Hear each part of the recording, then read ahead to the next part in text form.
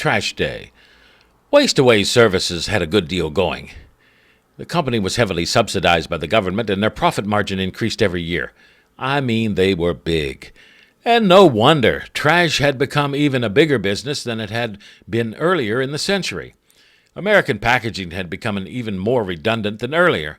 Just about all the products that used paper were now double wrapped in plastic, and with hardly any place to dump the refuse on the planet, the next logical step was space. And Waste Away Services got into it from the get-go. Their large spacecraft, loaded with refuse, took off about every 2 hours.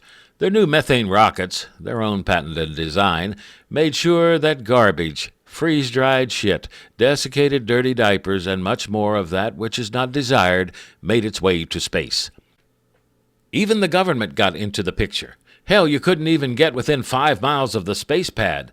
Cops, electronic security devices, random searches of vendors, endless hassles.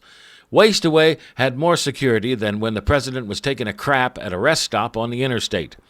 The infrastructure was phenomenal. The same old, dirty waste collection trucks, complete with rude workers, made their way through the cities and suburbia without a glitch. They were even able to keep up the obnoxious early morning collection with the predictable bang, bang, bang. Noisy hydraulics still compacted the waste to the dismay of half-awake neighbors. On the exterior of the operation, all looked the same. However, that's where it ended. After the trucks had done their duty, the waste was taken to a processing center rather than a refuse dump.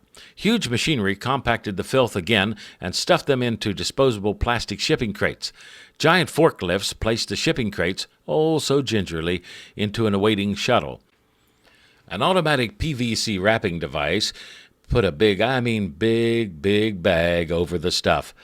There was no checking for hazardous waste like paint, spray cans, acid. Didn't matter. The stuff was on its way to the sun. They were in luck. Waste Away didn't even have to go through customs. With heavy lobbying and a few greased palms, the operation allowed transport without the usual red tape. After all, nobody's going to receive the stuff, and it probably ain't coming back. 87,000 tons. That's right, 87,000 tons of the stuff set at the receiving station between here and the moon.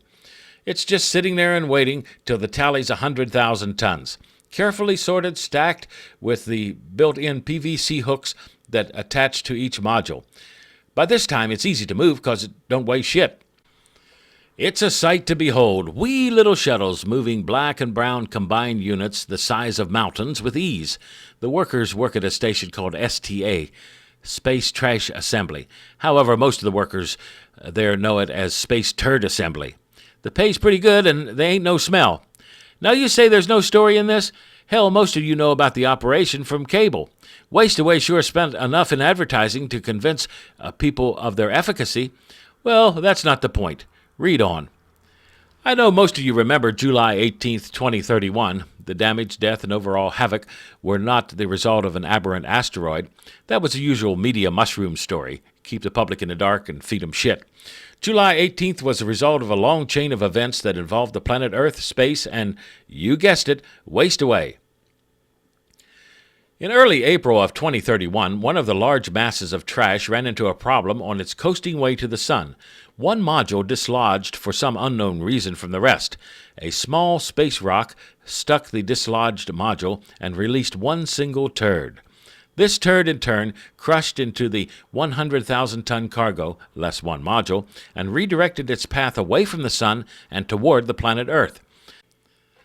A rather freakish chain of circumstances ensued. How it was possible for the trash to be on a dead-on course with the spinning Earth will always be unanswered. How a single turd could wreak havoc on the planet was also another question. Those who saw the delayed video from the modules at the corporate headquarters of Waste Away felt little worry about the off-course situation. After all, several had not made their mark before. If the trash would wound up on Mercury or on the other side of the sun, who would complain? In reality, who would know besides Waste Away? However, in early July, the tenor in the headquarters changed. An underling alerted his supervisor. The technician had seen a blue dot in front and on course with the aberrant trash on one of the space monitors. Waste Away decided to send a shuttle specifically to redirect the wayfaring garbage. But before they could send next shuttle up, sunspot storms canceled all shuttles. By best estimates, the spots should last for about a week. They might be too late. Meetings, review of computer data, technical input went on day and night at Wasteaway. However, the sunspot activity went on an additional 3 days. Turds were on their way. They got a hold of the military. It was an embarrassing thing. Wasteaway could offer little speculation on what damage the Earth might encounter. After all, the Earth hadn't been shit on before, at least in such a big way. The military wanted to send up a nuclear missile to destroy the incoming debris. The staff meeting was leaked to Congress, and Congressman Heady from Arkansas demanded a hearing on the matter. Therefore, the staff meetings and red tape went on too long, and a decision couldn't be made in time. Early morning, July 18th, the shit was going to hit the fan. The mammoth tubs of trash started their descent to the planet Earth. Unfortunate to all was the fact that the units had gained enough momentum to enter the atmosphere. The trash started burning due to the descent. However, it started to split up. The breakaway modules slid, burned, glowed, disintegrated, and even some persevered. Some could even be seen as burning embers or flashing dots of light in the sky. Legions of geriatrics jammed the 911 lines with testimonies of the unknown. The good citizens volunteered speculation to the police, UFOs, Jesus returning, asteroids, plane crash, etc. Tons of the stuff made it to the ground. There were explosions in New York City, on the desert in New Mexico, and even a shopping mall was destroyed in Ojai, California. A giant mass of the stuff fell in Lake Chibungamuggamog in Massachusetts. Several lakefront homes were destroyed. One man was killed in New York City when a blazing compacted diaper hit him in the chest. He was talking on his cell phone and not paying attention to the stuff falling from the sky. Some people claim that some of the fallen trash smelled like adobe.